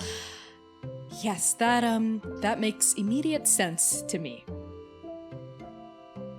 Shuffle the cards. Of course. He like starts to like put the shogi tiles back in their correct position. Mercy, you want to go first? Yeah, been a while since I've played shogi. You know, I'm actually really good at shogi. I'm great at shogi, chess, go, mahjong, bullshit, poker, 3 draconic mage ante. What else? There's one more that I'm really good at, Oka. What is it? Double bullshit. The Double game you made up? bullshit. Yeah. Oh, it's so much fun. I'm so good at it. Yeah. I'm unbeatable. Oh, then perhaps you should play double bullshit instead of shogi if it appears that you're so enthusiastic about this particular game, Lady Mercy.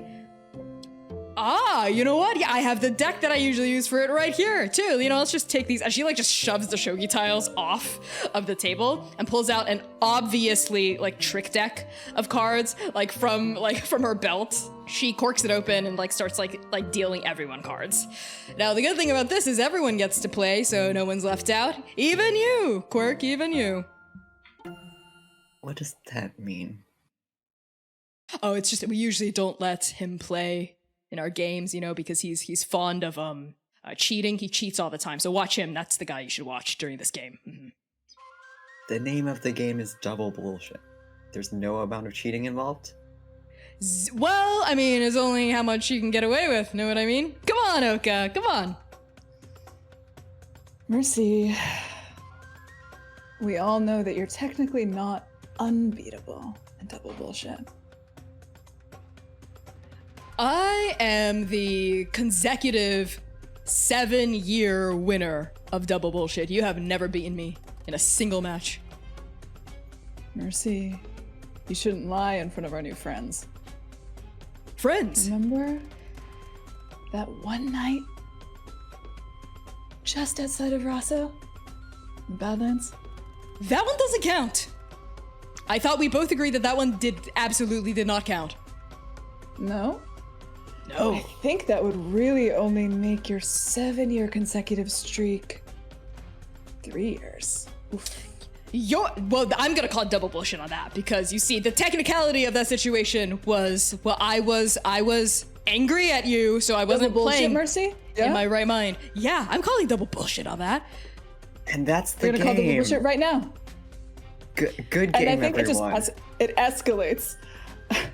You're gonna call double bullshit on me. We haven't even looked at our fucking cards, Mercy. Oh yeah? Well, fucking show him. Yeah, you want me to show you my fucking cards? Yeah, show him. Oka launches themselves across the table at Mercy. The chair tips backward as the two of you hit the ground and you start rolling around. I think you're just throwing punches, actually. You're just attacking each other. You little fucking... Oh, God. Like, just, like, going at you, like, wailing on you. And Oka, like, kind of, like, ducks and blocks and then, like, punches her once really hard in the gut. That is for being such a fucking stubborn asshole. I'm not a stubborn asshole. Oh, yeah? Well, that's... And she, like, kicks you really hard in the shins for trying to suggest that my partner should fucking go to the after again. Whose side are you on? I thought you were on the side of, let's not try to needlessly endanger everyone's lives. Mercy, this is a world of danger. What are we supposed to do? Oh, Mercy, and this Oka, is a world of like, danger. Well, maybe not take risks, you know, that are gonna fucking happen. Oka punches her in the tit. That is for not believing in your partner. Sitlali is smart and strong. They can do this, Mercy. They just need you to ground them, to be with them. I need you to ground me, to be with me. So stop being such a fucking tit. And what if they don't come back? Huh? What if it's Ravi again? Or Atalanta? And they don't come back? Then I'll have no one. After all this, after you all save the world, and if you die too, I will have literally no one. So what kind of a future will I be fighting for if I don't have her?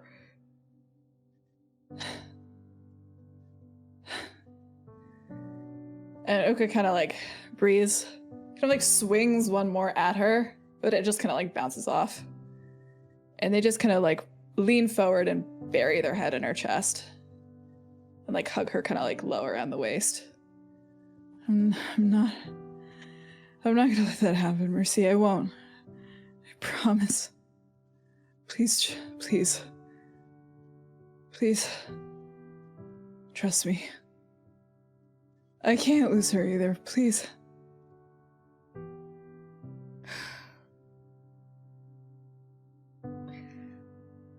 Fine. But if Voska says anything along the lines of I told you so, or if she just gives me like a smug look, you are going to stand idly by while I stab her really hard.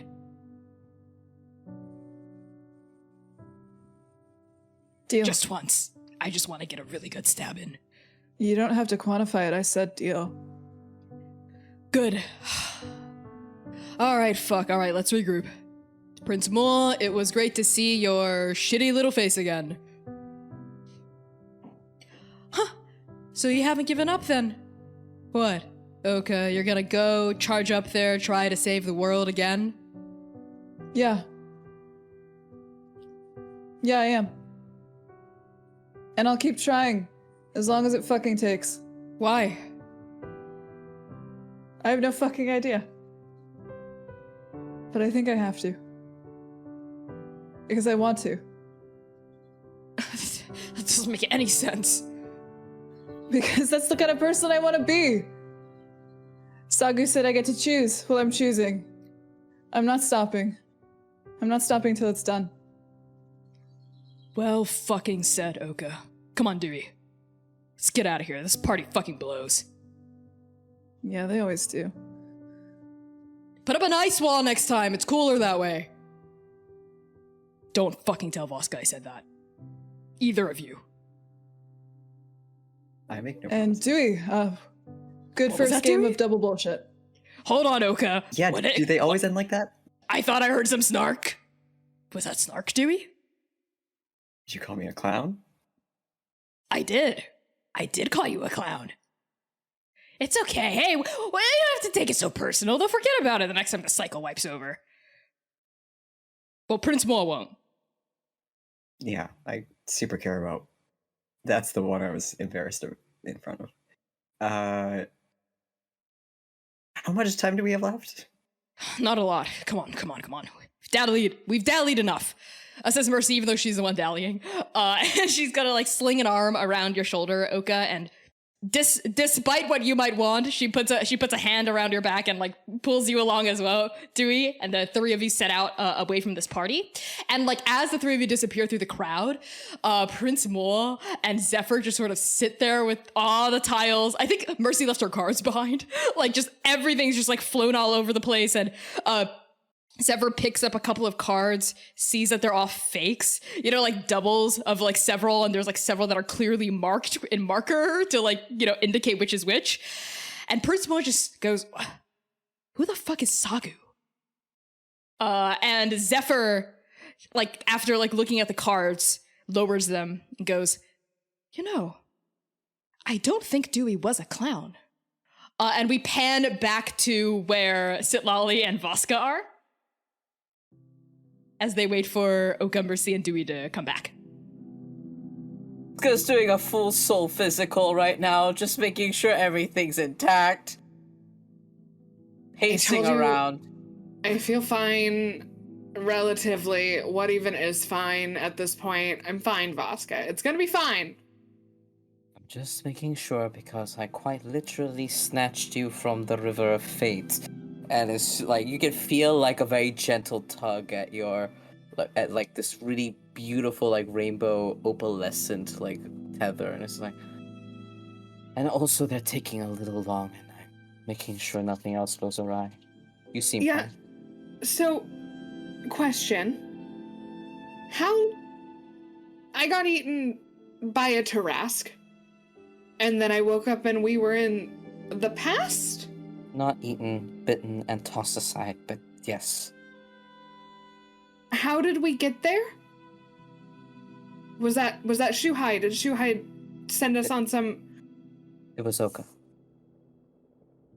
Oka found some way to break the continuum in some fashion using, and she like touches her flat chest, like just below like the sternum area. Yeah. Oka did what? She kind of like pauses, her face still like cold and stony, using Nebusa's. I don't quite understand it myself. It's not magic that I'm familiar with, but using my connection with Nebusa somehow as a tether or connection to break the continuum, as far as I understand from that situation. Oka broke time and space. Yes. So that they could go back and fix their soul? I cannot speak as to why Oka did that, but if I were to hazard a guess, it was for you. It was too late for my own magic to work. I had lost you. That's not. And Sitlali gets a very difficult to read face, I think. And is like trying to do the math and the pieces aren't quite clicking together. Why would they do that? Doesn't make any sense. No, they must have known somehow that it would take them back to the Silent Grove, and maybe they felt pulled there because of the sin stuff, and because their the one who was supposed to shepherd them into the after is Jukai, so they did it because they're a good fucking person, Sitlali. And I think coming out of like the crowd toward where the two of you are doing, impromptu soul surgery, is Mercy, flanked by Oka and Dewey. And What did I do? I think Sitlali gets very quiet and very still and does not meet either of your gazes. I was merely mentioning that how we were brought to the Silent Grove was by your doing. Right. Sorry about that, Voska. I just couldn't think of another way to, I don't know, undo memory, except for maybe stabbing the god of memory. Sorry. Maybe we should do it again. If we're gonna attempt this whole getting into the after situation, maybe if we stab Nebusa out of Voska, that'll get Nebusa to the after, and Nebusa can use like threads to like a fish, like hook Makoya Hien back here. It makes sense to me. I think the jar, we decided on the jar while you were gone, Mercy. Okay, fine, whatever. I might as well, I was gonna pitch it as an idea. Fine. I'll go along with this for now. But the instant this plan starts to go haywire, the instant that Lolly looks like they might not come back, Voska, pull her back. Voska nods. I will. And walks over to Oka. When you apologize. Who has a black eye? Who has a black eye? I think you match bruises, Oka and Voska. It's the same Mercy fist-sized bruise on the cheek. Yeah. Mm-hmm.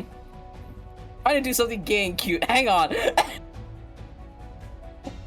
And Voska kind of like steps up to you, puts both hands on each of your shoulders, like cupping the sides of your shoulders. There's nothing to apologize for. I forgive you. And should the need arise again, I am ready. Oka kind of stares silently up into Voska's face, searches it, wondering briefly if she's talking about getting stabbed or if she's talking about Atalanta. And they just nod. grips your shoulder like very lightly. It almost doesn't even register as a grip. And steps back. And once again, her arm tucked below her lower back, she walks on over towards Silali. Can you warp us up there again? Yeah. Is Jukai gonna fucking kill me this time? Fuck if I know. They have an attitude worse than mine somehow. It's pretty on par, but I would say that theirs is slightly worse. Yeah, I mean, I can see the resemblance, I guess. Okay, it's minimal. You're hotter, so you don't have to worry about that. That is true. What? And Oka, like, flushes a little. That's... Don't worry, your Sagu is still your Sagu. They're not gonna fall for Shut Jukai up, Mercy. Wild. Shut the fuck up. Where is this Dr. Hitsakutin, Alysso? Why are you saying it like you don't know who they are? It's Dr. O. I wasn't gonna call them the pet name. That felt weird. It's not a pet name. That's a pet name. It's a nickname. It's a casual nickname. Casual. Why are we doing this right now? Well, your doctor in the high tower locked away, guarded by the evil Tarask, away to Oka, so... Mercy, you want to play another round? You want another black eye? We are on Let's just- a timer. Fine. Alright, so Lally, are you feeling up to it? Yeah. Mercy, are we good?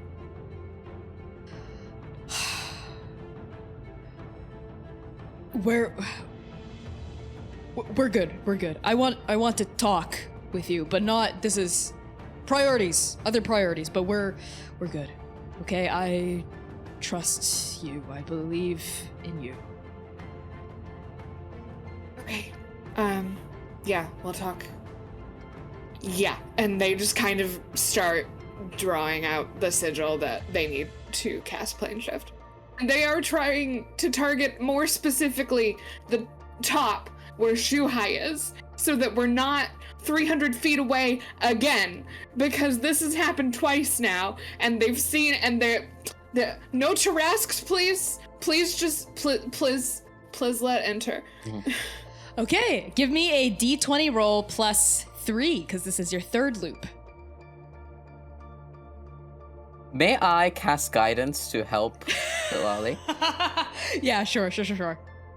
Voska, looks at you, Silali, and as you are, making this, she just spins Parable in her hand, and it creates this, almost high-pitched flute sound just from it whipping in the wind. And I cast guidance on you. That's an additional D4 to whatever the check this is. This is a Connie check. Get an extra D4 for your Connie check. Cool. So, I rolled a natural 20 and a 4. And it was plus 3, so plus 27. 27. Okay, whatever. Yeah, the time and space bend and warp around your party, and poof, the sights and sounds of the bottom of the hill of Kinongbo just disappear, colors bleeding into each other, sounds melting into smells, melting into sensation. People's faces just elongate and warp and warp and warp, these threads and strands of color, and poof, they wobble and stabilize, and you're at the top of the pagoda. It is a broad, vast, almost like a circular kind of balcony that has this huge archway leading deeper into like a temple or an altar place. But this is the 80th floor, right? So this fresh air and these clouds billow all around you. There is a wooden banister surrounding everything, interstitched occasionally by these stone pillars with various celestial, I think Jukan beasts and emissaries, statues of them carved upon. And ancient Jukan heroes and lords as well, just all around the rim of this circular perimeter. Jukai Miao is pacing back and forth, I think, pulling at strands of the weave around them. They appear to be in the middle of ritually casting something. You can hear them sort of mutter something in a language none of you speak. It sounds like Jukan, but very, very ancient. And you see like little ping, ping, ping, ping, ping, motes of magic floating all around them, like these emerald green glowing fairy lights just sort of bobbing in sort of like a magical circle around them. And they occasionally pull at these lights and they like make an accordion fan out with their palms and stretch the light out to see various little sigils inside, and they pull at some sigils and throw some away. They're casting some sort of spell. They're trying to weave some sort of magic around, and you feel the weave like tense and wobble all around them, but you're not exactly sure like what the extent of this particular spell work is. And Dr. Aluso is sitting at a tea table that has been put out here. They're just sort of kneeling on like a little like cushion, and they're drinking tea, and they're watching Jukai work. And as soon as all of you appear, they set the tea down and look startled. Oh! And Jukai also pauses. They're back to your group. They throw a look over their shoulder. And I think on that, we're gonna end the session there. So everyone, thank you so much for tuning in to Arc 6, Episode 7 of Transplanar RPG's The Second Stranger, Forgiven Jukai Session 4. I have been your GM and creative producer, Connie. My pronouns are they, he, and she. Find me all across the internet, Twitter, TikTok, Itch, Ko-Fi, at by Connie Chong, BYCONNIECHANG. I'm gonna pass along introductions up and over to Quinn. Hey, hello, I'm Quinn. My pronouns are they, she, and I have been your, definitely not about to commit lots of sacrilege, grave cleric of the Raven Queen, Sitlali, who also uses they, she pronouns. You can find me on Twitter at Quintastic_. Links to all of the everything that I am doing all the time and constantly can be found there. And I'm going to pass introductions to Val. Hi everyone, my name is Valiant Dorian. I use he, him, his pronouns. I'm a TTRPG performer and Twitch variety streamer. You can find me all around the internet at Valiant Dorian or at AltSpiritBear.